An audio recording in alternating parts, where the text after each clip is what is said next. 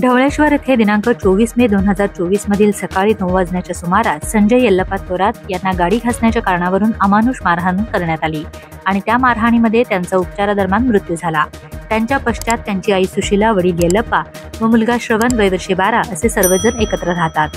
पिराजी थोरवडे अखिल भारतीय स्वाभिमानी संघर्ष सेना यांनी या घटनेचा निषेध केला आहे। अखिल भारतीय नंदीवाले समाज यांच्यावर मोठ्या प्रमाणात अन्याय होत आहे। जर यातून नंदीवली समाजाला न्याय मिळणार नाही तर याचे रूपांतर आंदोलनात होईल असा इशाराही दिला आहे। मी आशव शंकर भोसले राज्य उपाध्यक्ष म्हणून काम करत आहे। गेली 15 वर्षे जिल्हाध्यक्ष म्हणून काम केलं, आता राज्य उपाध्यक्ष म्हणून काम करत आहे।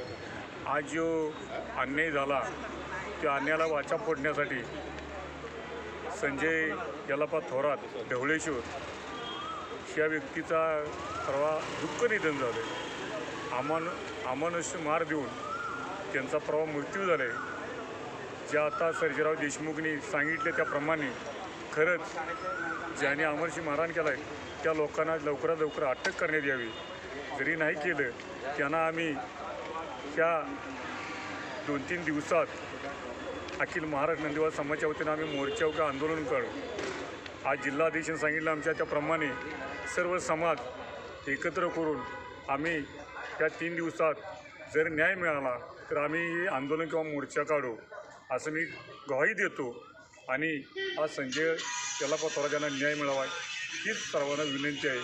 आणि बोलून आज 2 शब्द संपवतो। माझं नाव सर्जेराव काशीनाथ देशमुख, राज्य सचिव म्हणून काम करतोय। अखिल महाराष्ट्र राज्य नंदीवाले समाजामध्ये संघटनेमध्ये 15 वर्ष झालं आमचं हे कार्य चालू आहे।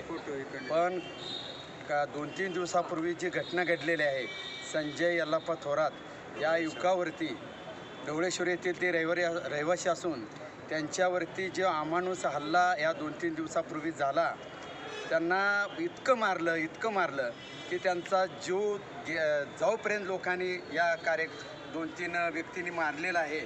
काही चूक नसताना, काही कारण नसताना त्यांना मारून त्यांचा जीव घेतला।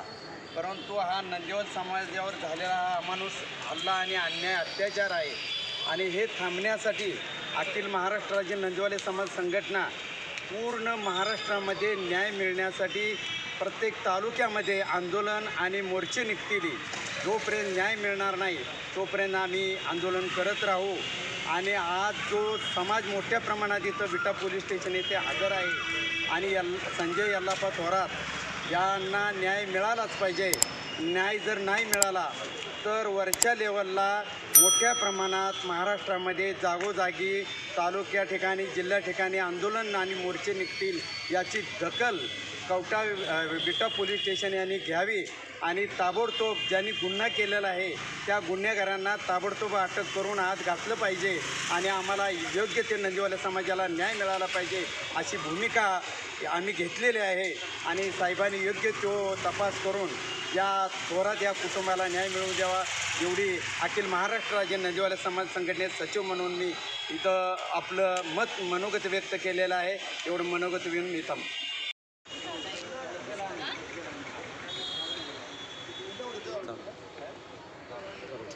नमस्कार, मी नंदीवाली समाज संघटना सांगली जिल्हा अध्यक्ष।